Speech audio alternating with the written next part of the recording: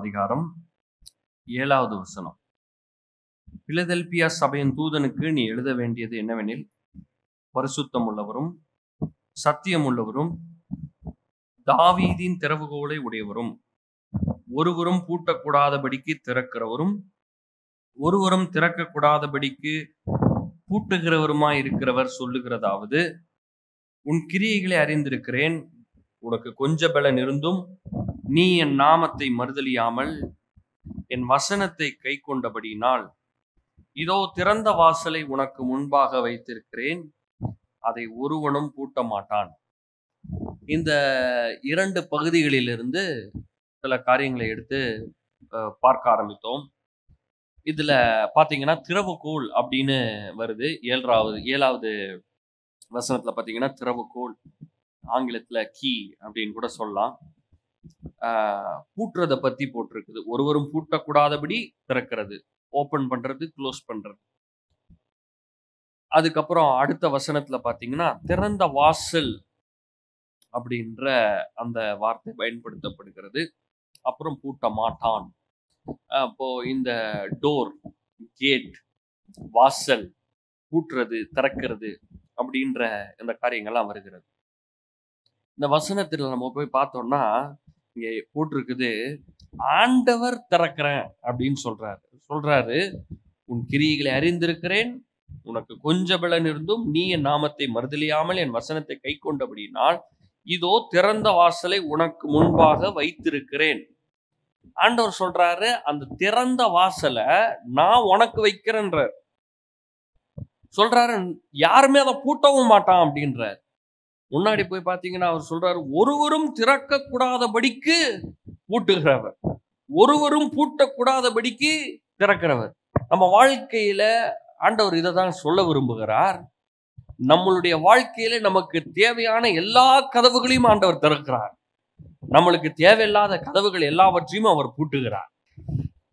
எதற்காக? நம்ம நல்லா இருக்கிறதுக்காக. ஓப்பன் டோர், ஆங்கில மொழிபெயர்ப்புல பார்க்கும்போது டோர்ஸ் அப்படின்னு வருகிறது, கதவுகள் அப்படின்னு வருது. சென்ற முறை நம்ம அதெல்லாம் பார்த்தோம்.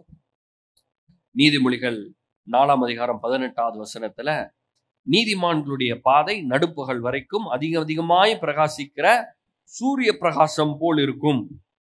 யோவான் 15:8 பார்க்கும்போது, நீங்கள் மிகுந்த கனியை கொடுப்பதினால் என் பிதா மகிமைப்படுவார், எனக்கும் சீஷராய் இருப்பீர்கள். அப்ப இந்த பூமியில நம்மளுடைய வாழ்க்கை எப்படி இருக்கணும்னா, போக போக போக சிறந்து விளங்கி கொண்டே இருக்கணும். நீங்கெல்லாம் இங்க ஒரு 10 வருஷத்துக்கு முன்னாடி ரட்சிக்கப்பட்டிருக்கலாம், இல்லை 20 வருஷம் 30 வருஷத்துக்கு முன்னாடி ரட்சிக்கப்பட்டிருக்கலாம். இப்போ நம்ம 30 வருஷத்துக்கு முன்னாடி ரட்சிக்கப்பட்டதை இப்போ பாருங்க, ஒரு பிள்ளை பிறக்குது, பிறந்த உடனே அந்த ரன்னிங் ரேஸ்லாம் ஓடுறது இல்லை. கரெக்டா? உங்க வீட்டில் இப்படி ஓடினாங்களா யாராவது? இல்லை, யாருமே ஓடல. அவங்க காலை கையை ஆட்டிட்டு அழுவாங்க, அவ்வளோதான். அப்புறமா தவழ்றாங்க, குச்சி இழுக்கிறாங்க, புரிய மாட்டேங்குது நம்ம சொல்றது. அப்புறமா ஸ்டெப் எடுத்து வச்சு கீழே உழுந்து, அப்புறம் ஓடி கீழே உழுந்து அடிபட்டு, அப்புறமா பார்த்தீங்கன்னா ஒரு நாள் ஒலிம்பிக்ஸ்ல கோல்டு மெடல் அடிக்கிறாங்க, பெரிய சிறந்த ஓட்டப்பந்தய வீரரா மாறிடுறாங்க. அப்போ அது ஆரம்பிக்கிறது எங்க ஆரம்பிக்கிறது? எத்தனையோ வருஷத்துக்கு முன்னாடி கீழே விழுந்து 2-3 வயசுல ஆரம்பிச்சது, ஒரு 15 வருஷம் இல்ல ஒரு 20 வருஷம் ஆரம்பிக்கும் போது முற்றிலுமாக மாறுபட்டவராக மாறி பெரிய கோல்டு மெடல் அடிக்கிற அளவுக்கு அவங்க போயிடுறாங்க. இதே மாதிரிதான் நம்மளும் பாருங்க, ரட்சிக்கப்பட்டோம், பல ஆண்டுகளா ரட்சிக்கப்பட்டோம், வசனத்தை கற்றுக்கொள்கிறோம், வெளிப்பாடுகளை பெற்றுக்கொள்கிறோம். வர வர வர வர எப்படி ஆகும்? போட்டிருக்குது, சூரிய பிரகாசம் போல் இருக்கும். காலையில 6 மணிக்கு சுள்ளுன்னு அடிக்கிறது இல்லை, அப்படிதான் அப்படியே லைட்டா வருது, சூரியன் வருது, உதிக்குது, அப்படியே வருது. ஆனா அப்படியே போனீங்கன்னா போக போக போக மத்தியானம்லாம் ஆயிடுச்சுன்னா ரொம்ப வெயில் ஜாஸ்தி ஆயிடுது. சில நேரங்கள்லாம் என்ன சொல்றாங்க, வெயில்ல போகாதீங்க அப்படின்றாங்க. இந்த டைம்ல போகாதீங்க, ரொம்ப ரொம்ப சூடா இருக்கும், ரொம்ப, ஏன்னா அது உஷ்ணம் ஜாஸ்தியா இருக்கு. ஆண்டவர் சொல்றாரு, அந்த மாதிரி உன் வாழ்க்கையை மாற்றுவேன். சூரிய பிரகாசம் போல் உன் வாழ்க்கை ஏறிக்கொண்டே இருக்கும். அப்படியே போகும் போகும் போகும் போகும். ஒரு நாள் பாத்தீங்கன்னா அப்படியே பயங்கரமான பிரகாசமா பிரகாசிக்கும், அதை பார்க்க கூட முடியாது, அந்த அளவுக்கு ஒரு பிரகாசமாக இருக்கும். இங்க பாத்தீங்கன்னா மிகுந்த கனிகளை கொடுப்பதினால், யோவான் 15 எப்படி போட்டிருக்குது? சும்மா ஏதோ சாதா கனி, அந்த கனியை பார்த்தாலே பரிதாபமா இருக்குது. வேணாம், பக்கத்து கனியை பார்க்கலாம். பழம் வாங்க போகும்போது நிறைய பழம் இருக்குது, நம்ம செலெக்ஷன் பண்றோம்ல, எல்லாம் பயங்கரமா செலெக்ஷன் பண்ணுவாங்க. அப்படியே உருட்டி உருட்டி பார்த்து அமுக்கி பயங்கரமான செக்கிங் ப்ராசஸ் எல்லாம் பண்ணுவாங்க. ஆண்டவர் சொல்றாரு, யாராவது வந்து உன்னை செலக்ட் பண்ணாங்கன்னா உன்னை தான் செலக்ட் பண்ணுவாங்க. அந்த அளவுக்கு சிறந்த கனி கொடுக்கிறவர்களாக, மிகுந்த கனி கொடுக்கிறவர்களாக இருப்பீர்கள். அப்படிதான் சொல்றது. என்ன போட்டிருக்காரு? இயேசு சொல்றாரு, நீங்கள் மிகுந்த கனியை கொடுப்பதனால் என் பிதா மகிமைப்படுவார். யாருக்கு மகிமை? நீங்க உங்க வாழ்க்கை சூரியன் பிரகாசம் போல் இருக்கிறதும், உங்க வாழ்க்கை மிகுந்த கனி கொடுக்கிறதும் யாருக்கு மகிமை? நம்ம அப்பாக்கு மகிமை. அப்ப நம்ம வாழ்க்கை சூரியன் பிரகாசம் போல் இருக்கணும், இருளடைஞ்சு போயிருக்க கூடாது. நம்மளுக்கே நம்ம வாழ்க்கை பிடிக்காம இருந்து சில நேரங்கள், என்னடா அது வாழ்க்கைன்னு, அப்படி இருக்கக்கூடாது. ஆண்டவருடைய சித்தம், அவருடைய நோக்கம் எப்படின்னா, நடு பகல் வரைக்கும் அதிகமாய் பிரகாசிக்கிற சூரிய பிரகாசம் போல் இருக்கும். எல்லாம் சொல்லுமா? அதிகமாய். திருப்பி சொல்லுங்க, அதிகமாய். ரொம்ப டூ மச்சா, ரொம்ப பிரைட்டா, ஓவர் பிரைட்டா இருக்கிற மாதிரி உங்க வாழ்க்கை இருக்கும். அடுத்து போட்டிருக்குது, மிகுந்த கனிகளை கொடுப்பதனால், ரொம்ப நிறைய கனியை கொடுப்பதனால் பிதா மகிமைப்படுவார். மத்தேயு 5:13 போட்டிருக்குது, நீங்கள் பூமிக்கு உப்பா இருக்கிறீர்கள். 14, நீங்கள் உலகத்துக்கு வெளிச்சமாய் இருக்கிறீர்கள். மலையின் மேல் இருக்கிற பட்டணம் மறைந்திருக்க மாட்டாது. ஆண்டவர் எங்களை பண்றாரு, அப்படியே மேல தூக்கிட்டு போய் உங்களை நிப்பாட்டிடுறாரு. அங்க போய் நின்னா யாரையாலையும் பார்க்காம இருக்கவே முடியாது, எல்லாரும் பார்த்தே ஆகணும் உங்களை. ஆண்டவர் சொல்றாரு, அப்படிப்பட்ட வாழ்க்கையை உனக்கு நான் ஏற்படுத்தி தருகிறேன். எப்படிப்பட்ட வாழ்க்கை? எல்லாரும் அண்ணாந்து பாக்குற மாதிரி. எல்லாரும் ஒரு நாள் கீழே பாக்குறாங்க, என்ன கீழே இருக்கியா, அது இல்லையா, இது இல்லையா, அது சரியில்லை, வாழ்க்கை சரியில்லை, அது பிரச்சனை, உனக்கு ஒரே பிரச்சனையா தான் இருக்குதுல்ல உன் வாழ்க்கை. அப்படின்ற அந்த நிலையில இருந்து ஆண்டவர் சொல்றாரு, மலையின் மேல் இருக்கிற பட்டணம் மறைந்திருக்காது போல உலகத்துக்கே வெளிச்சமாக இருக்கிற மாதிரி மேல போய் உயர்ந்திருக்கிற அந்த வாழ்க்கை. இதெல்லாம் தான் தேவனுடைய வார்த்தையில் இருக்கு பாருங்க. இந்த வார்த்தையை தான் நான் முன்னாடி வச்சுக்கணும். வாழ்க்கையில சவால்கள் இருக்கலாம், பிரச்சனைகள், போராட்டங்கள், இதெல்லாம் வரலாம். எல்லார் வாழ்க்கையிலும் சவால்கள் இருக்கு. ஒருத்தருக்கு வேற மாதிரி பிளேவர்ல தான் வருது. அந்த சவால்களையே பார்த்துட்டு இருக்காதீங்க, இந்த மாதிரி வசனங்களை எடுத்து தியானிக்க ஆரம்பிங்க. என் வாழ்க்கை உயர்ந்த பட்டணம், மலையின் மேல் இருக்கிற பட்டணத்தை போல் இருப்போம். இந்த பூமிக்கு நான் உப்பா இருப்பேன். உப்பு இல்லாத சாப்பாடு சாப்பிட்டுருக்கீங்களா? சிலர் வந்து என்ன பண்ணுவாங்க, ரொம்ப டேஸ்டா செஞ்சிருப்பாங்க, ஆனா உப்பு போட மறந்துட்டாங்க. சாப்பிட முடியுமா? சாப்பிடவே முடியாது. அப்புறம் தான் அவங்களுக்கே ஞாபகம், ஐயோ உப்பு போடல. உப்பு மட்டும் கொஞ்சம் போட்ட உடனே என்ன ஆயிருது, அந்த சாப்பாடு ரொம்ப டேஸ்ட் ஆயிருது. உங்க லைஃப் இயேசுவின் நாமத்தால டேஸ்ட் உள்ளதாய் மாறுவதா. உங்க வாழ்க்கை இன்னொருத்தர் வாழ்க்கையில போய் சேரும் போது அவங்க லைஃப டேஸ்டா மாத்திரும். இந்த பூமியில நிறைய பேர் பாருங்க, வாழ்க்கையை வெறுத்து போயிருக்காங்க, கஷ்டத்துல இருக்காங்க, வெறுப்புல இருக்காங்க, வியாதி, வலி, நிந்தனை, அவமானம், வேலை இல்ல, காசு இல்ல, கஷ்டத்துல இருக்கிறாங்க, கடன்ல இருக்கிறாங்க. ஏன்டா இந்த உலகத்துல வாழ்றோம்னு நினைச்சு இந்த உலகத்துல ஏகப்பட்ட மக்கள் இருக்கிறாங்க. அவங்க வாழ்க்கை உப்பே இல்ல, வாழ்க்கை கசப்பா இருக்கு. அவர்களுக்கு நீங்கள் உப்பாயிருப்பீர்கள். நீங்க போய் அவங்க வாழ்க்கையில போய் இணைஞ்சீங்கன்னா, அவங்க வாழ்க்கையில போய் நீங்க பேசுனீங்கன்னா, உங்களுடைய பிரசன்னமே அவங்க வாழ்க்கையில் இன்பமாக அவங்களுக்கு மாற்றிவிடும். இதெல்லாம் தேவனுடைய விருப்பம், உங்களை குறித்து தேவனுடைய விருப்பம். அப்போ இந்த கதவு அப்படின்றது இப்ப பாத்தீங்கன்னா, இப்போ கதவுக்கு வெளியே வந்து வேற என்விரான்மெண்ட். நம்ம வீட்டுக்குள்ள பாத்தீங்கன்னா கதவு இருக்கு, கதவுக்கு வெளியே இருக்கும்போது ரொம்ப சூடா இருக்குது. நம்ம ரூம்லயே சொல்றேன், எல்லா ரூம்லயும் வந்து ரொம்ப சூடா இருக்குது. ஆனா நம்ம ஒரு ரூம்ல ஏசி போட்டு வச்சிருக்கிறோம்னு வச்சுக்கோங்களேன். அந்த கதவை திறந்து அந்த ரூமுக்குள்ள போனவொடனே, பா எவ்வளவு சூப்பரா இருக்குது, ரொம்ப வேற மாதிரி இருக்கு. அப்போ ஒரு என்விரான்மெண்ட்டையே ஒரு டோர் தான் மாத்துது. இந்த கதவு தான் என்ன பண்ணுதுன்னா, ஒரு நிலையிலிருந்து அடுத்த நிலைக்கு கொண்டு போறது. உப்பு இல்லாம எப்படி சப்புன்னு இருக்குதோ அப்படி மட்டும் வாழ்க்கை, இருளா இருக்கிற வாழ்க்கை, ஒருத்தருக்கும் பிரயோஜனம் இல்லாத, கனி இல்லாத வாழ்க்கை, அப்படிப்பட்ட வாழ்க்கை. ஆனா இந்த கதவு திறந்த உடனே நான் வெளிச்சம் அடிக்க ஆரம்பிச்சிடுறேன். மலையின் உச்சியில இருந்து வெளிச்சம் அடிக்கிறேன், உலகத்துக்கே வெளிச்சம் ஆயிடுறேன். நான் என் வாழ்க்கைக்கு உப்பு போட்டு நல்லா இருக்கிற மாதிரி இல்ல, மற்றவர்களுக்கு எங்கெல்லாம் போய் இணைறணும் அங்கெல்லாம் மற்றொரு வாழ்க்கைக்கு பிரயோஜனமா மாறிடுறேன். ரொம்ப வெளிச்சமா என் வாழ்க்கையை மட்டும் இல்ல, உலகத்துக்கே வெளிச்சமா மாறுறேன். இதுக்கு நடுவுல இருக்கிறது தான் இந்த டோர். இப்ப என் வாழ்க்கை அப்படி இல்லைன்னு வச்சுக்கோங்க, எப்படி ஆக போகுது? அந்த டோர்ல இருந்து அந்த பக்கம் போகும்போது ஆகு. ஆண்டவர் சொல்றாரு, அத கூட நான் உனக்கு எளிதாக்கி, இதோ திறந்த வாசலை உனக்கு முன்பாக வைத்திருக்கிறேன், அதை ஒருவனும் பூட்ட மாட்டான். எல்லாம் சொல்லுங்க, எனக்கு முன்பாக திறந்த வாசல் இருக்கிறது. இயேசுவின் நாமத்தினால சொல்றேன், உங்களுக்கு முன்பாக இருக்கிற வாசல் திறப்பதாக, உங்களுக்கு முன்பாக இருக்கிற கதவுகள் திறப்பதாக. மல்டிபிள் டோர்ஸ், அநேக கதவுகள்.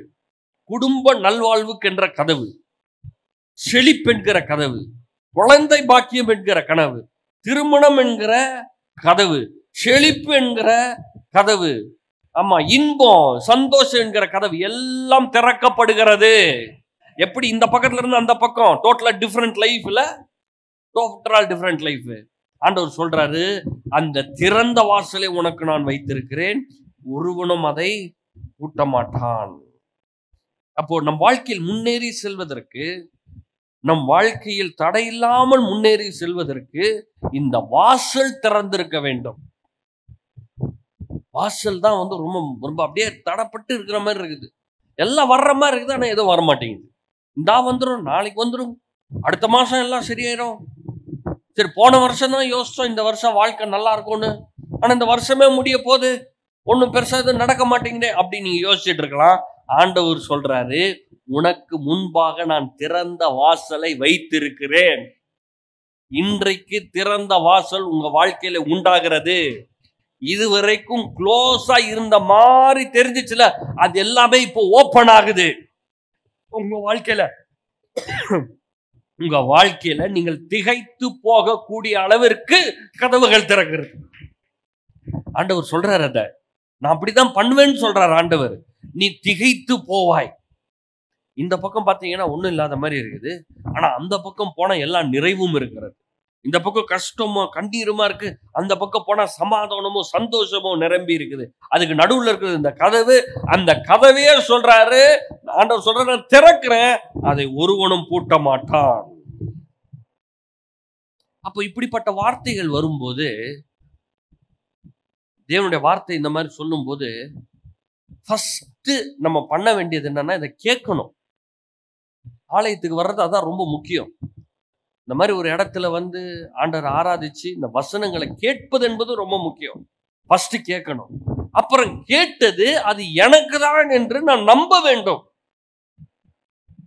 யாருக்கோ சொல்றாங்க, பக்கத்துல இருக்கிறவங்களுக்கு சொல்றாங்க போல நினைச்சு கூடாது. நம்மளுக்கெல்லாம் எங்க டோர் ஒன்று திறக்காது, ஒண்ணு வீட்டுல இருக்கிற கதவை திறக்கதே பெரிய கஷ்டமா இருக்கு. இதுல வாழ்க்கை டோர்லாம் திறக்க போதா?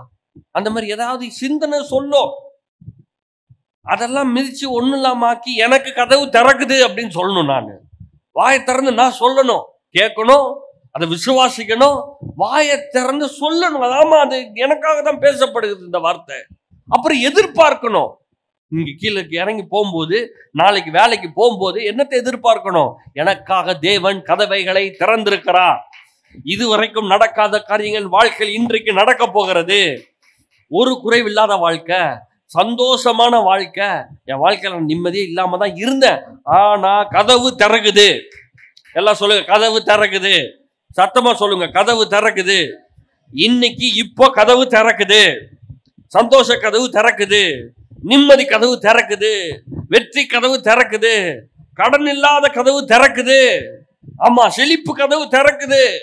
எனக்கு வேண்டிய எல்லா நன்மையான கதவும் திறக்கிறது. ஆமா, எதிர்பாருங்கள், நன்றி செலுத்துங்கள் ஆண்டவர்கிட்ட. டோட்டலா டிஃப்ரெண்ட் லைஃப் தான்.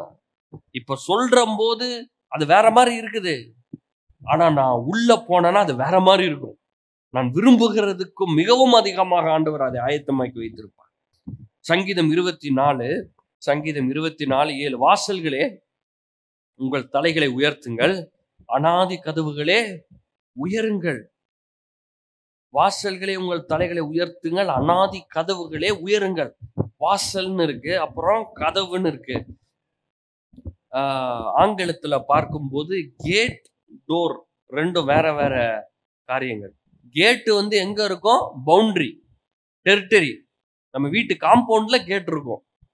டோர் எங்க இருக்கும்? கேட்டை திறந்து உள்ள வந்தா டோரு. இப்படிதானே வச்சிருப்போம். வெளியே பவுண்டரி இருக்கும், டெரிட்டரி. அந்த கேட்டை திறந்தோடனும் அதுக்கப்புறம் தான் டோர். மகிமையின் ராஜா உட்பிரவேசிப்பார். யார் இந்த மகிமையின் ராஜா? அவர் வல்லமையும் பராக்கிரமுள்ள கர்த்தர். அவர் யுத்தத்தில் பராக்கிரமுள்ள கர்த்தராமே. வாசல்களே உங்கள் தலைகளை உயர்த்துங்கள், அனாதி கதவுகளை உயருங்கள், மகிமையின் ராஜா உட்பிரவேசிப்பார். யார் இந்த மகிமையின் ராஜா? அவர் சேனைகளின் கர்த்தரானவர், அவர் மகிமையின் ராஜா. இங்க போட்டிருக்குது அனாதி கதவு, பழைய கதவு. உங்க அப்பா அம்மாவுக்கு திறக்காது, உன் தாத்தா பாட்டிக்கு திறக்காது, மூதாதையர் யாருக்குமே திறக்காது, யாருக்குமே நடக்காது. அவங்க படிப்பறிவு இல்லாம இருந்திருக்கலாம், முன்னேறாம இருந்திருக்கலாம், காசு இல்லாம இருந்திருக்கலாம், வியாதியில இருந்திருக்கலாம். பாருங்க, நிறைய நேரத்துல உங்களுக்கு தெரியாமலே இந்த மூதாதையர்கள் மூலமா வாழ்கிற அவங்க வாழ்க்கையே நம்ம வாழ்க்கையில் வந்துட்டு இருக்கோம். சாபத்தை சொல்லல, சாபம் எல்லாம் முறிக்கப்பட்டது கல்வாரி சிலுவையில. நான் சாபத்தை பேசல, அந்த கேரக்டர், அந்த சுவாபம் பாருங்க. தாத்தா பாட்டி செஞ்ச மாதிரி எங்க அப்பா அம்மா செய்வாங்க, எங்க அப்பா அம்மா செஞ்ச மாதிரி நான் செஞ்சுட்டு இருப்பேன். அது இயல்புதான். இதெல்லாம் ரொம்ப காசுலாம் இருக்கும், ஆனா கஷ்டப்பட்டு தான் இருப்பாங்க. என்ன, அவர் 10 ரூபா கஷ்டப்பட்டு இருப்பாரு, இவர் 1000 ரூபா கஷ்டப்பட்டு இருப்பாரு. ஒன்றும் பெரிய டிஃபரன்ஸ் எல்லாம் கிடையாது. ஆண்டவர் சொல்றாரு, அந்த கதவு எல்லாத்தையும் நான் திறக்கிறேன். பழைய கதவு, அப்பா அம்மாவுக்கு திறந்திருக்கிற கதவு, தாத்தா பாட்டிக்கு திறந்திருக்கிற கதவு, அந்த கதவை நான் உனக்காக திறக்கிறேன். அவர்கள் அனுபவிக்காததையும் சேர்த்து நீங்கள் அனுபவிக்க போகிறீர்கள். உங்க தாத்தா பாட்டி உங்க அப்பா அம்மா அனுபவிக்காம இருந்தாங்க பாருங்க, அதையும் சேர்த்து பிள்ளைகளாகிய நீங்கள் அனுபவிக்க போகிறீர்கள். ஏன் அனுபவிக்க போறீங்க தெரியுமா? எனக்கு முன்னாடி ஒருத்தர் போறாரு, அவர் யுத்தத்தில் வல்லவர், ராஜாதி ராஜா, மகிமையின் ராஜா, தேவாதி தேவன், கர்த்தாதி கர்த்தா. அவர் முன்னாடி போறாரு, சும்மா போன தானாவே திறக்கும். அவர் முன்னேறி போய் அந்த கதவுகள் திறந்தபடினால் இப்ப நான் பின்னாடி நான் பாட்டுக்கு போயிட்டே இருக்க போறேன். இங்க எதுவுமே என்னுடைய போக்காடு வாட்டணும். இன்னைக்கு வாங்க நம்ம எல்லாம் சேர்க்க போறோம், இப்போ கதவெல்லாம் உடைக்க போறோம், வாங்க எல்லாம் கடப்பாறை எடுத்துட்டு வாங்க. நம்ம எங்க கடை என்னைக்கு ஓபன் பண்றது? ஆண்டவர் சொல்றாரு, ஒரு நாள் அது முடியவே முடியாது. நம்ம முடிஞ்சா எப்ப திறந்துருப்போமே, அதான் முடியலையே. ஆண்டவர் சொல்றாரு, ஒரு நாள முடியாது. அதனாலதான் நான் வந்திருக்கேன். நான் இருக்கிறதுனால இந்த கதவுகளை நான் திறக்கிறேன். அப்போ இதெல்லாம் விசுவாசிக்கணும். தேவாதி தேவன், கர்த்தாதி கர்த்தா, மகிமையின் ராஜா முன்னேறி சென்று கொண்டிருக்கிறார். அவர் பின்னாடி நான் போயிட்டு இருக்கிறேன். என் வாழ்க்கையின் கதவுகள் எல்லாம் இன்றைக்கு ஓப்பன் ஆகிறது. Open door. எல்லாம் சொல்லுங்க, ஓப்பன் டோர். சொல்லுங்க, சத்தமா சொல்லுங்க, ஓப்பன் டோர். உங்களுக்கு முன்னாடி என்னது இருக்குது? இப்போ க்ளோஸ்டு டோர் கிடையாது, மூடப்பட்ட கதவு கிடையாது. உங்களுக்கு முன்பாக இருப்பது எல்லாம் ஓப்பன் டோர்ஸ். கதவுகள் ஏன் அப்படிதான் சொல்லுது? கதவுகள்னு சொல்லுது. கதவுன்னு சொல்ல ஒரு கதவு கிடையாது, பல கதவுகள் திறக்கப்படுகிறது. இயேசுவின் நாமத்தில் உங்கள் வாழ்க்கையில் பல கதவுகள் திறக்கப்படுகிறது. நன்மையின் கதவுகள் திறக்கப்படுகிறது, ஐஸ்வர்யத்தின் கதவு திறக்கப்படுகிறது, சந்தோஷம் சமாதான கதவு திறக்கப்படுகிறது. சங்கீதம் 118:19, நீதியின் வாசல்களை திறவுங்கள், நான் அவைகளுக்குள் பிரவேசித்து கர்த்தரை துதிப்பேன். கர்த்தரின் வாசல் இதுவே, நீதிமான்கள் இதற்குள் பிரவேசிப்பார்கள். யார் உள்ள பிரவேசிப்பா? நீதிமான். இயேசுவின் இரத்தத்தினாலே நான் கழுவப்பட்டிருக்கிறேன். இயேசுவின் இரத்தத்தினாலே நான் நீதிமானாய் மாற்றப்பட்டிருக்கிறேன். இயேசுவின் இரத்தத்தினாலே, உடன்படிக்கையினாலே நான் பிள்ளையாக இருக்கிறேன். அதனால முற்றிலுமாக எனக்கு சொந்த, முற்றிலுமா என்னால பண்ண முடியும். எதை பண்ண முடியும்? உள்ள தேவனோடய சேர்ந்து, கர்த்தரோடய சேர்ந்து உள்ள போக முடியும். இப்படிதான் போட்டிருக்கு. கர்த்தரின் வாசல் இதுவே, நீதிமான்கள் இதற்குள் பிரவேசிப்பார்கள். ஏசாயா 45:1. ஏசாயா 45:1. கர்த்தராகிய நான் அபிஷேகம் பண்ணின கோரேசுக்கு முன்பாக ஜாதிகளை கீழ்ப்படுத்தி ராஜாக்களின் இடைக்கட்டுகளை அவிழ்க்கும்படிக்கும், அவனுக்கு முன்பாக வாசல்கள் பூட்டப்படாதிருக்க கதவுகளை திறந்து வைக்கும்படிக்கும் அவனை பார்த்து அவன் வலது கையை பிடித்து அவனுக்கு சொல்லுகிறதாவது. இங்க பாத்தீங்கன்னா, முன்பாக வாசல்கள் பூட்டப்படாதிருக்க, அதாவது கேட்ஸ், கதவுகளை திறந்து வைக்கும்படிக்கும். ஒரு ஆங்கில மொழிபெயர்ப்புல எப்படி போட்டிருக்கிறாங்கன்னா, டபுள் டோர்ஸ் போட்டிருக்காங்க. டபுள் டோர்ஸ், டோர்ஸ், கதவுகள். கதவுகள் திறந்து வைக்கப்பட்டு இருக்கும். உங்களுக்கு முன்னாக என்ன இருக்குது? இனிமேல் வாசல்கள் எல்லாம் பூட்டப்படாமல் இருக்கிறது. கேட்டெல்லாம் பூட்டவே இல்லை, பூட்டெல்லாம் உடைஞ்சு போயிடுச்சு, வாசல் எல்லாம் திறந்திருக்குது. கர்த்தராகிய நான் அபிஷேகம் பண்ணின உங்க பேரை போட்டு வாசிங்க. அதுல எல்லாம் எடுங்க. ஏசாயா 45:1 நம்ம பேரை போட்டு அதுல வாசிக்க போறோம். ஏசாயா 45:1 எல்லாரும் சேர்ந்து வாசிப்போம். கர்த்தராகிய நான் அபிஷேகம் பண்ணின பென்சனுக்கு முன்பாக ஜாதிகளை கீழ்ப்படுத்தி ராஜாக்களின் இடைக்கட்டுகளை அவிழ்க்கும்படிக்கும் அவனுக்கு முன்பாக வாசல்கள் பூட்டப்படாதிருக்க கதவுகளை திறந்து வைக்கும்படிக்கும் அவனை பார்த்து அவன் வலதுகை பிடித்து கொண்டு அவனுக்கு சொல்லுகிறதாவது. இது எல்லாத்தையுமே பாத்தீங்கன்னா ஆண்டவரே செய்யறாரு. கதவையும் திறக்கிறாரு, வாசலையும் திறக்கிறாரு, உங்க கையையும் அவர் பிடிச்சுக்கிறாரு. இதுக்கு மேல அவர் என்ன செய்யணும்? உங்களுக்கு புடிச்சு உள்ள தள்ளுற அளவுக்கு பண்ணிட்டாரு. இப்ப நானே முடியாது, போகவே மாட்டேன்னு சொல்லிட்டு இருந்தா தான் வெளியே நிற்பேன். மற்றபடி தடை என்று ஒன்று கிடையவே கிடையாது. என்றால் தடையை எல்லாவற்றையும் உடைக்கிறவர், தடையை உடைக்கிறவர், தடையை மேற்கொள்கிறவர் நம்மளுக்கு முன்பாக செல்கிறார். அவருக்கு முன்பாக செல்கிறபடியினாலே தடை என்று ஒன்று கிடையவே கிடையாது.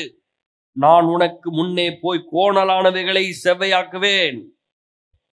உன்னை பெயர் சொல்லி அழைக்கிற இஸ்ரவேலின் தேவனாகிய கர்த்தர் நானே என்று நீ அறியும்படிக்கு வெண்கல கதவுகளை உடைத்து, சும்மா பிளாஸ்டிக் கதவு கிடையாது, வாழ்க்கையின் கதவுங்க. அது வாழ்க்கையில முன்னேற விடாம தடை பண்ணி வச்சுக்கிற கதவு, செல்வத்தை அடைச்சு வச்சுக்கிற கதவு, குடும்ப நலனை அடைச்சு வச்சுக்கிற கதவு, பயங்கரமான கதவு, சந்ததி சந்ததியா இருக்குது, வெண்கலம் போல இருக்குது. அது இருப்பு தாழ்பால். ஆண்டவர் சொல்றார், அந்த கதவுகளை உடைக்கிறேன், தாழ்பால்களை முறிக்கிறேன், அந்த காலத்தில் இருக்கிற பொக்கிஷங்களையும் ஒளிப்படத்தில் இருக்கிற புதையலையும் உனக்கு கொடுப்பேன். நான் என் தாசனாக யாக்கோபு நிமித்தம் நான் தெரிந்து கொண்ட இஸ்ரவேல் நிமித்தமும் நான் உன்னை பெயர் சொல்லி அழைத்து நீ என்னை அறியாதிருந்தும் உனக்கு நாமம் தரித்தேன். எல்லாம் ஆண்டவர் பண்றார், உங்களுக்கு பண்றார். இதை நீங்க விசுவாசிங்க. கதவுகள் திறக்கப்பட்டிருக்கிறது, எனக்கு முன்பாக வாசல்கள் திறக்கப்பட்டிருக்கிறது, எனக்கு முன்பாக எந்த ஒரு அடைப்பட்ட காரியமும் கிடையாது, முன்பாக தடைன்னு ஒண்ணு கிடையாது. நான் முன்னேறி செல்ல முடியும். கர்த்தாதி கர்த்தா, ராஜாதி ராஜா எனக்கு முன்னாடி சென்றிருக்கிறாரு, என் கையை பிடிச்சிருக்கிறாரு. அவர் போன தானா திறக்கும், அப்படியே கதவா இருந்தாலும் உடைச்சிடுவாரு. எனக்கு தடைன்னு ஒண்ணு வாழ்க்கையில் இருக்கவே முடியாது. இதுக்கப்புறம் ஒரு சம்பவத்தை ஒண்ணு பார்ப்போம் பாருங்களேன்.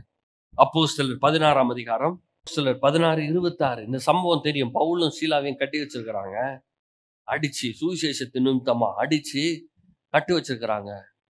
ராத்திரியில் அவங்க பாட்டு பாடுறாங்க. பவுலும் சீலாவும் பாடும்போது சடிதியிலே சிறைச்சாலையின் அஸ்திபாரங்கள் அசையும்படியாக பூமி மிகவும் அதிர்ந்தது. உடனே கதவுகள் எல்லாம் திறவுண்டது, எல்லாருடைய கட்டுகளும் கலண்டு போயிற்று. நான் சொல்றேன், ஆண்டவர் ஒரு விடுதலையை ஏற்படுத்தும் போது எப்படிப்பட்ட மாற்றம் ஏற்படுது பாருங்க. பவுண்டேஷனே ஷேக் ஆயிருச்சு. உங்களுக்கு தடையா ஒரு கதவு இருக்குதுன்னு வச்சுக்கோங்க, ஆண்டவர் வேணும்னா டோரு கேட்டெல்லாம் உடைக்கிறது கிடையாது. தேவைப்பட்ட அஸ்திபாரத்தையே ஷேக் பண்ணி அஸ்திபாரத்திலிருந்த பிச்சு எல்லாத்தையும் ஒண்ணு இல்லாமக்கிடுவார். உங்களை விடுதலை பண்ணுவதற்காக, உங்களுக்கு நல்ல வாழ்க்கை ஏற்படுத்துவதற்காக, இந்த ஊருக்கே நல்லது பண்ணுவார் ஆண்டவர். யாரு? உங்களுக்காக. அப்படிதான் பண்ணாரு. பவுலும் சீலாவையும் விடுதலை பண்றதுக்காக அந்த சிறைச்சாலையில் இருக்கிற எல்லாருடைய கட்டுகளும் அவிழ்ந்து போனது. பெரிய பூகம்பமே ஏற்பட்டுருச்சு. நான் சொல்றேன், இயேசுவின் நாமத்தினால உங்கள் வாழ்க்கை பலருடைய வாழ்க்கைக்கு கட்டவிழ்க்கிற வாழ்க்கையா ஏற்படட்டும். இயேசுவின் நாமத்தினால நடக்கட்டும். உங்க கதவு மட்டும் திறக்கிறது கிடையாது, ஊராரில் இருக்கிற எல்லா கதவும் திறக்குது. உங்க நண்பர்கள், உறவினர்கள் கதவெல்லாம் திறக்குது, கட்டுகள்லாம் நீங்குது. உங்களுக்கு நன்மை உண்டாகிறது இல்ல, பலருடைய வாழ்க்கைக்கும் நன்மை உண்டாகிறது. இன்னொரு சம்பவம் பாருங்க. பேதுருவ சுவிசேஷம் சொல்றாருன்னு சொல்லிட்டு இந்த ஏரோது என்ன பண்றான், ஒவ்வொருத்தரையா கொல்ல ஆரம்பிச்சிட்டான். அதுல இப்போ பேதுருவை பிடிச்சி சிறைச்சாலையில வைக்கிறான். அப்போஸ்தலர் 12ஆம் அதிகாரம் 4வது வசனம். அப்போஸ்தலர் 12:4. அவனை பிடித்து சிறைச்சாலையில வைத்து பஸ்கா பண்டிகைக்கு பின்பு ஜனங்களுக்கு முன்பாக அவனை வெளியே கொண்டு வரலாம் என்று எண்ணி அவனை காக்கும்படிக்கு வகுப்புக்கு 4 போர் சேவகராக ஏற்படுத்தி 4 வகுப்புகளின் வசமாக ஒப்புவித்தான். என்ன பண்ணிட்டான்? கடைசியில் அவரை போய் அடைச்சிட்டு 4 வகுப்பு, 4 வகுப்புனா 4 விதமான டைட் செக்யூரிட்டி, ஒவ்வொரு லேயர்லயும் 4 பேரை நிக்க வச்சிருக்கிறான், 4 சேவகர். அப்ப 16 சேவகர் உன்னை உள்ள அடைச்சு வச்சு கதவை போட்டு பூட்டி வரிசையா லேயர்ஸ் ஆஃப் செக்யூரிட்டி கொடுத்துருக்கான். ஒவ்வொரு 4 இதுலயும் 4 பேர் நிக்கிறானுங்க. காலையில் என்ன பண்ண போறாங்கன்னா இவன் தலைய சீவ போறாங்க. யார் தலை? பேதுரு தலைய. இப்ப போய் யாராலையும் காப்பாற்ற முடியாது, யாரும் காப்பாற்ற முடியாது, உள்ளே போக முடியாது. ஏறாத நினைச்சிட்டு இருக்கிறான், அவன் வாழ்க்கையே என் கையில தான் இருக்குது. ஏன்னா கதவை போட்டேன், பூட்டிட்டேன், கேட்டெல்லாம் பூட்டியாச்சு, நல்லா ஸ்ட்ராங் பூட்டு போட்டு பூட்டியிருக்கேன், 4 சேவகரை நிப்பாட்டி வச்சிருக்கிறேன், இதுக்கு மேல என்ன பண்ண முடியாது, ஒன்னும் பண்ண முடியாதுன்னு. ஆனா பேதுரு நல்லா படுத்து தூங்குறார். தூக்கம் வருமா? நாளைக்கு தலையை சீவ போறாங்க, இவர் என்ன பண்றாரு? தூங்குறார். பாருங்க, இளைப்பாறுதல் தான் உயர்ந்த ரகமான விசுவாசம். சிலருக்கு இப்போ ஒரு 2 நிமிஷம் கூட பொறுத்திருக்க முடியாது. ஆண்டவர் உனக்கு செய்வார்னு டக்குன்னு ஏதாவது நடக்கணும். நடக்கலன்னா என்ன சொன்னீங்க, நடக்கவே மாட்டேன், இன்னுமே நடக்கல, அதான் எனக்கு அப்பவே தெரியும் நடக்காது அப்படின்னு சொன்ன. இளைப்பாறுதல். வாக்கு பண்ணினவர் உண்மை உள்ளவர். உங்களுக்கு வாக்கு தத்தம் கொடுத்தவர் யாரு? இப்ப நம்மளுக்கெல்லாம் எப்படி ஆயிடுச்சுன்னா, இந்த உலகத்துல நிறைய பேர் நம்மளுக்கு சொல்லி சொல்லி செய்ய மாட்டாங்க. வா பார்க்கலாம், நாளைக்கு வா பார்க்கலாம், செய்யறேன்னு சொல்லுவாங்க. நாளைக்கு போனீங்கன்னா நான் எப்ப சொன்னேன்றுவாங்க. இந்த மாதிரி மனிதர்களை பார்த்து பார்த்து நம்ம வாழ்க்கையில ஆண்டவர்கிட்ட போய் ஜெபம் பண்ண உடனே அவரும் அதே மாதிரி நினைச்சிடறோம். கேளுங்கள் கொடுக்கப்படும் சொல்றாரு, கேட்கிறோம், தெரியல, அவருக்கு சித்தம் இல்லை போல, அவரு கொடுக்க மாட்டாரு, அவர் பாதம் பட்சம், சிலர் கொடுப்பாரு, சில டைம் கொடுக்க மாட்டாரு, அவரை புரிஞ்சுக்கவே முடியாது, ஏன் செய்யறாரு, ஏன் எதுக்கு செய்ய மாட்டாரு, ஒன்றும் புரியாதுங்க, தெரில, என்ன நடக்குதுன்னே தெரில அப்படின்னு சொல்லிடுவாங்க. ஏன்னா ஒரு நம்பிக்கை இல்லை, ஒரு விசுவாசம் இல்லை. ஏன்னா தேவன் யாருன்னே தெரியல. ஆனா பேதுருக்கு நல்லா தெரியும், இவெல்லாம் தலைய ஒண்ணுமே டச்சே பண்ண முடியாது. ஏன்னா இவனுக்காக தேவன் பெரிய திட்டத்தை வச்சிருக்கிறார், நோக்கத்தை வச்சிருக்கிறாரு. அது இப்பதான் ஸ்டார்ட் ஆயிருக்கு. அதனால எதுவுமே நடக்க முடியாது, சும்மா மரணம்லாம் நேரிட முடியாது. உங்களுக்கு நான் சொல்லுகிறேன், இன்றைக்கு இந்த காலை வேளையில சும்மாலாம் பட்டுன்னு சாக முடியாது. பிசாசுக்கு வல்லமை இருக்கா? சொல்லுங்க. பிசாசுக்கு உங்க வாழ்க்கை மேல, மரணத்துக்கு மேல அதிகாரம் இருக்கிறதா? இல்ல. ஏன் இல்ல? கல்வாரி சிலுவையில இயேசு பிசாசு வைத்திருக்கிற அந்த அதிகாரத்தை வெளியரங்க கோலமாக்கி 1 மணி நேரம் அடிச்சு உடச்சு பிடிங்கிட்டாரு. பிசாசுக்கு அதிகாரம் கிடையாது. அவன் விட்டு வச்சிருக்க மாட்டான், இவ்வளவு நாள் நம்மள எப்பயும் அடிச்சுட்டு இருப்பான். யாருக்கு அதிகாரம் இருக்கு தெரியுமா? நம்மளுக்கு தான் அதிகாரம் இருக்கு. இப்ப அவன் என்ன பண்றான்னா, சூழ்நிலையெல்லாம் மோசமா கொண்டு வரான், பிரஷரை ஏத்தி விடுறான். ஏன் ஒரு கேட்டு போட்டு பூட்டு போட்டா என்ன பெண்ணா? இப்போ புரியுதுங்களா? கவனிக்கிறீங்களா? ஒரு கேட்டு போட்டு பூட்டு போட்டாலும் திறக்க முடியாது. ராஜாவுடைய பாதுகாப்புகள் இருக்கிற சிறைச்சாலையில இருக்கிறவனுக்கு திறக்க முடியுமா? திறக்க முடியாது. அப்புறம் எதுக்கு இப்போ ஒரு பூட்டை போட்டு அப்புறம் 4 பேரை வச்சு திருப்பி இன்னொரு கேட்டா போட்டு 4 பேரை வச்சு திருப்பி இன்னொரு கேட்டா போட்டு எதுக்கு? இதெல்லாம் பிரஷர், மண்டைய காய விடுறது. சாத்ராக் மேஷாக் ஆபேத்நேகோவுக்கு முன்பாக பெரிய ராஜா சிலை செஞ்சு வச்சுட்டு வணக்கம் சொல்றான். இவன் வணங்க முடியாதுன்னுட்டாங்க. நான் சொல்றேன், கடைசியா சொல்றேன், இப்ப வணங்கிட்டனா விட்டுருவோம், இல்லாட்டி 7 மடங்கு நாங்க என்ன பண்ண போறோம்? நெருப்ப. அது என்ன 7 மடங்கு? எப்படினாலும் போட்டா சாகதான் போறாங்க. அது என்ன 7 மடங்கு? சீக்கிரமா செத்துருமா? நெருப்பு எப்படினாலும் எரிக்க தானே போகுது. சின்ன நெருப்போ பெரிய நெருப்போ எரிக்க தானே போகுது. என்னன்னா மைண்ட்ல பிரஷர் ஏத்துறான். 7 மடங்கு சும்மா போகும்போதே எரிஞ்சிருவேன். நீ சொல்ற, நீ போடு, ஆண்டவர் வந்து காப்பாத்துவார். அவ்வளவுதான், முடிஞ்சு போச்சு. இங்க பேதுரு எப்படி இருக்காரு? பிரஷர்லாம் இல்ல, நல்லா படுத்து தூங்குறார். உங்க வாழ்க்கையில பிரச்சனை, போராட்டம் எல்லாம் மைண்ட்ல தான். கரெக்டா? ரொம்ப சிலருக்கு தான் வந்து பிசிக்கலா வந்து உங்க கை காலெல்லாம் பிடிச்சி மூஞ்சில அடிக்கிறதெல்லாம். இன்னைக்கு யாரு போற வர்றவங்க எல்லாம் உங்களை அடிச்சுட்டு இருக்கிறாங்களா? அப்படிலாம் கிடையாது. ரோட்ல போறவங்க அடிச்சுட்டு இருக்காங்களா? அதெல்லாம் அடிக்க முடியாது. ரொம்ப கம்மி தான் அந்த பிசிக்கலா வந்து அடிக்கிறது. இந்த மாதிரி பேதுரு அடிச்சது, பவுல அடிச்சதெல்லாம் ரொம்ப பிசிக்கலா அடிக்கிறது. நம்மளுக்கு இன்னைக்கு போராட்டம் எல்லாம் மைண்ட்ல தான், மனசுல தான் போராட்டம். அடிக்கிறதாவது பரவாயில்ல, அடி வாங்கிட்டு தேய்ச்சிட்டு போயிடலாம். இந்த மைண்ட்ல இருக்கிற போராட்டம் இருக்குது, அது பயங்கரமா ஓ ஓ ஓ ஓந்து மனசு அதை அமைதிப்படுத்தவே முடியல. அவ்வளவுதான், காலியாயிரும், வாழ்க்கை முடிஞ்சு போயிடுச்சு. என்ன ஆச்சு பாரு, அக்டோபர் ஆயிடுச்சு, அக்டோபரே முடிய போகுது, இந்த வருஷமே முடிய போகுது, ஒன்னும் பெருசா நடக்கல. அடுத்த வருஷம் என்ன பண்றது, அது என்ன பண்றது, வீடு என்ன பண்றது, புள்ளி என்ன பண்றது, அது என்ன பண்றது, அப்படியே ஓ ஓ ஓ ஓ ஓ அப்படியே பேசிட்டே இருந்து மண்டா. பேதுருக்கும் அப்படிதான் இருந்துச்சு.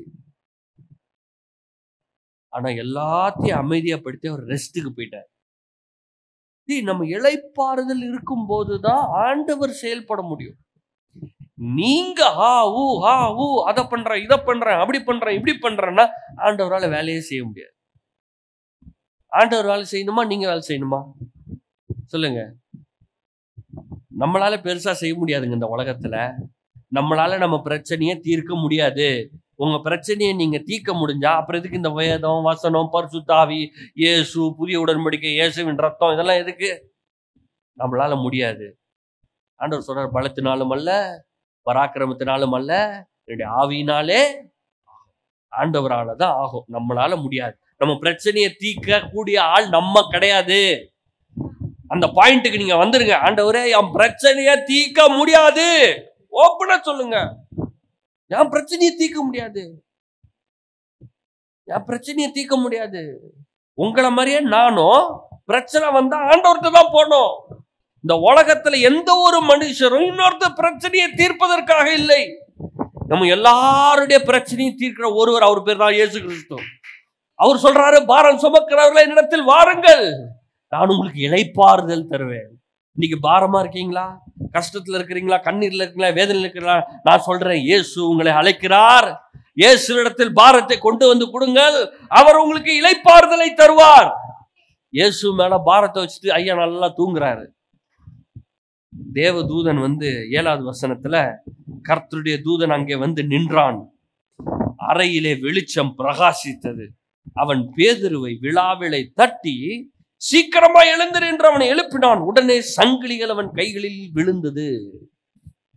இப்போ இளைப்பாறுதல். சிலர் வந்து ஃபுல்லா இளைப்பாறுதல் போயிடுவாங்க, ஃபுல் இளைப்பாறுதல். தேவனே வந்தாலும் எந்திரிக்க மாட்டாங்க. இளைப்பாறுதல் தான் அடுத்து. Act by faith. விசுவாசத்துல ஒரு சில காரியங்களை தேவன் நடத்துகிற வண்ணம் செய்ய வேண்டும். நல்லா படுத்து தூங்குங்க, ஓகே, இளைப்பாறுதல். அந்நிய பாஷை பேசுங்க, பாட்டு பாடுங்க, ஆண்டவருடைய பிரசன்னத்துல இருங்க, இளைப்பாறுதல் கிடைக்கும். ஆண்டவர் பேசுவாரு. ஏதாவது சொன்னா செய்யுங்க, இல்லாட்டி உட்காந்தே இருங்க, அவ்வளவுதான், ஒண்ணும் செய்ய வேணாம். ஏதாவது சொன்னார்னா செய்யுங்க. இப்ப தேவதூதன் என்ன சொல்றாருன்னா, எழுந்துருன்னு சொல்றாரு. எழுந்திருக்கிறது, எந்திரிச்ச உடனே சங்கிலிகள் எல்லாம் கீழே வந்துருச்சு, எல்லாம் போட்டு லாக் அடிச்சிருக்காங்க கை காலெல்லாம். எந்திரிச்ச உடனே எல்லா சங்கிலிகளும் விழுந்தது. அப்போ உங்களுடைய வாழ்க்கையில ஒரு ஸ்டெப், இந்த டோர் எல்லாம் திறந்திருக்குது. என் வாழ்க்கையில, என் வாழ்க்கையில எனக்கு முன்பாக அடைப்பட்ட கதவு என்று ஒன்று இல்லவே இல்லை. இனிமேல் நான் முன்னேறி செல்ல முடியும்னு விசுவாசத்துல தேவன் உங்களுக்கு சொல்லி இருக்கிற மாதிரி ஒன்றை செய்யுங்க. என்ன வேணா இருக்கும். டெய்லி ஒரு 15 நிமிஷம் 20 நிமிஷம் பாட்டு பாடுங்க. வெற்றி கொடுத்திருக்கிறார் ஆண்டவர், எனக்கு வெற்றியை தருகிற தேவன் கூட இருக்கிறாரு, ஜெயத்தை தருகிற தேவனோட இருக்கிறாருன்னு பாட்டு பாடுங்க. இல்ல வாயை திறந்து சொல்லுங்க, கொஞ்சம் சிரிங்க. எனக்கு சிரிக்க கூட முடியாது, ஒன்னும் நடக்க மாட்டேங்குது, அழுவாங்க. விசுவாசத்துல சிரிங்க. 8வதுல தூதன் அவனை நோக்கி, உன் அறையை கட்டி உன் பாதரட்சியை தொடுத்துக்கொள். அவன் அந்தபடியே செய்தான். தூதன் பின்னும் அவனை நோக்கி, உன் வஸ்திரத்தை போர்த்து கொண்டு என் பின்னே வா என்றான். அவன் புறப்பட்டு அவனுக்கு பின் சென்று தூதனால் செய்யப்பட்டது மெய் என்று அறியாமல் தான் ஒரு தரிசனம் காண்கிறதாக நினைத்தான். இப்போ 10வது பாருங்க. முதற் காவலையும் 2ஆம் காவலையும் கடந்து நகரத்துக்கு போகிற இருப்பு கதவண்டிலே வந்த போது அது தானாய் அவர்களுக்கு திற உண்டது. எப்படி? தானாய் திற உண்டது. நான் சொல்றேன், இயேசுவின் நாமத்தினால உங்க வாழ்க்கையில உங்களுடைய கதவுகள் எல்லாம் தானாய் திறப்பதாக. எல்லாம் சொல்லுங்க, தானாய் திறக்கிறது. என் வாழ்க்கையின் கதவுகள் எல்லாம் தானாய் திறக்கிறது. இவன் போறான், இதுக்கு முன்னாடி தேவதூதன் போறான், இவன் போக போக தானா திறக்குது, தானா திறக்குது. இதுவரைக்கும் நடந்ததே கிடையாது. கேட் இருக்கு,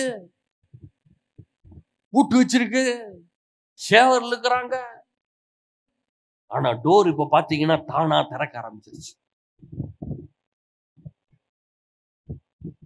அதன் வழி அவர்கள் புறப்பட்டு ஒரு வீதி நெடுக நடந்து போனார்கள். உடனே தூதன் அவனை விட்டு போய்விட்டான். வெளியே வந்தான், தூதன் வேலையை முடிச்சுட்டு போயிட்டான். அப்புறம் தான் தெரியுது பேதுருக்கு இது நிஜம். இன்னைக்கு நான் சொல்றேன், பயங்கரமான கட்டுல இருக்கலாம், இந்த கதவெல்லாம் திறக்காதுன்னு நினைச்சிட்டு இருக்கலாம், இந்த மாதிரி கஷ்டங்கள்லாம் போகாதுன்னு நினைச்சிட்டு இருக்கலாம், மிகவும் கடினமான சூழ்நிலை நினைச்சிட்டு இருக்கலாம், பேதுரு மாதிரி தலைய சீவிர மாதிரி பிரச்சனையா இருக்கலாம். ஆனா அவை எல்லாம் மாறும். அவை எல்லாம் மாறும். எல்லாம் மாறக்கூடியது. உங்கள் வாழ்க்கையின் கதவுகள் எல்லாம் மாறக்கூடியது, திறக்கக்கூடியது. ஆண்டவர் சொல்றாரு, திறந்த வாசலை உனக்கு முன்பாக வைக்கிறேன், ஒருவனும் அதை பூட்ட மாட்டான். சங்கீதம் 145:16. நீர் உமது கையை திறந்து சகல பிராணிகளின் வாஞ்சையும் திருப்தி ஆக்குகிறீர். ஆங்கில மொழிபெயர்ப்புல பார்க்கும்போது, you open your generous hand, it's full of blessings. உம்முடைய தாராளமான கையை நீர் திறக்கிறீர், அது முழுவதும் ஆசீர்வாதங்களினால் நிரம்பி இருக்கிறது. ஆண்டவருடைய கை அது மிகவும் பெரிய கை. அந்த கையை ஆண்டவர் திறக்கிறார். அது திறக்கும் போது ஆசீர்வாதங்களினால் நிறைந்திருக்கிறது. உங்க வாழ்க்கையில சாபம் மாதிரி இருக்கலாம், கஷ்டமா இருக்கலாம், கண்ணீர்ல இருக்கலாம், வேதனையில இருக்கலாம். ஆண்டவர் சொல்றாரு, என் கையை நான் திறக்கிறேன். என் கையை நான் திறக்கும் போது உன் வாழ்க்கையெல்லாம் ஆசீர்வாதம் உள்ளதாக மாறும். என்னது ஆசீர்வாதம்?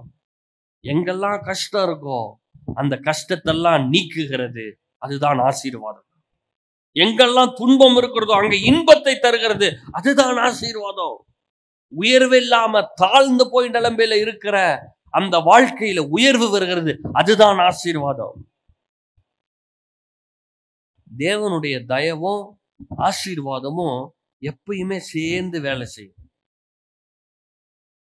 தயவு வாய்ப்புகளை உண்டாக்கும், ஆசீர்வாதம் அதை செய்யக்கூடிய ஆற்றலையும் பலனையும் உங்களுக்கு தரும்.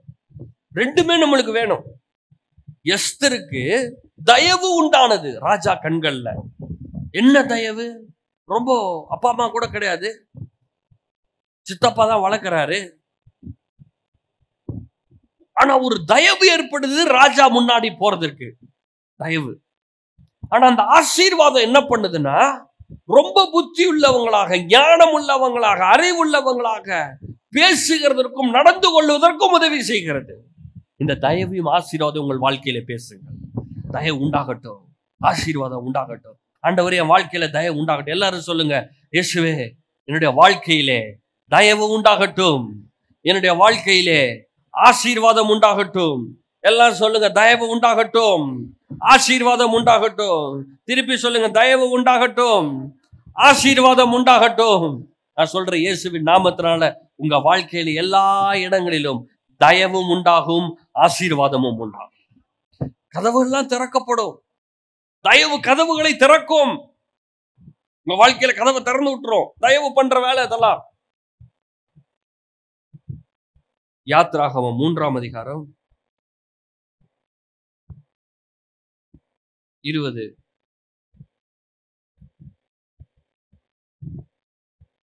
ஆகையால் நான் என் கையை நீட்டி எகிப்தின் நடுவிலே நான் செய்யும் சகலவித அற்புதங்களாலும் அதை வாதிப்பேன்.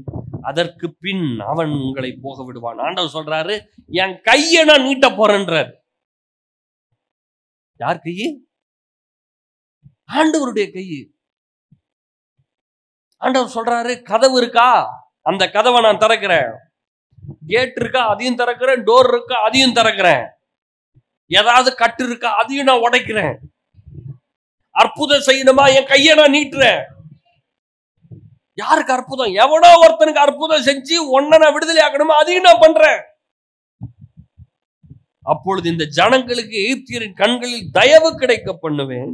நீங்கள் போகும்போது வெறுமையாய் போவதில்லை. இவ்வளவு நாள் அடிச்சவன், உதைச்சவன், சாப்பாடு கொடுக்காதவன், சம்பளம் கொடுக்காதவன், ஒண்ணுமே செய்யாதவன், ஆனா ஆண்டவர் கை நீட்டுறாரு, அங்க அற்புதம் நடக்குது, தயவு உண்டு பண்றாரு. இப்போ என்ன ஆகுதுன்னா, ஒவ்வொரு ஸ்திரீயும் தன் அயலகத்திலிடத்திலும் தன் தன் வீட்டில் தங்களிடத்திலும் வெள்ளியுடைமைகளையும் பொன்னுடைமைகளையும் வஸ்திரங்களையும் கேட்டு வாங்குகிறாள். இப்படி எகிப்தியர்களை கொள்ளையிட்டார்கள். யாரு? இவ்வளவு நாள் எல்லாத்தையும் புடிங்க வச்சிருந்தவனு, இவனை கட்ட விட்டு இவன் சம்பாதிச்சிட்டு இருக்கிறான். எகிப்திய ஆண்டவர் என்ன பண்றாரு? எல்லாத்தையும் கொள்ளையிட வைக்கிறார். சம்பத்தை, செல்வத்தை எல்லாம் டிரான்ஸ்பர் பண்றாரு. இதுக்கு யார் பண்றா இந்த வேலையெல்லாம்? தேவனே தம்முடைய கையை நீட்டுகிறார். நான் சொல்றேன், தேவன் உங்கள் வாழ்க்கையில் கையை நீட்டுகிறார். உங்கள் வாழ்க்கையில் இருக்கிற கஷ்டமான சூழ்நிலையெல்லாம் மாற்றுகிறார். திறக்க வேண்டிய எல்லா கதவுகளையும் திறக்கிறார். நீங்கள் முன்னேறி செல்வீர்கள்.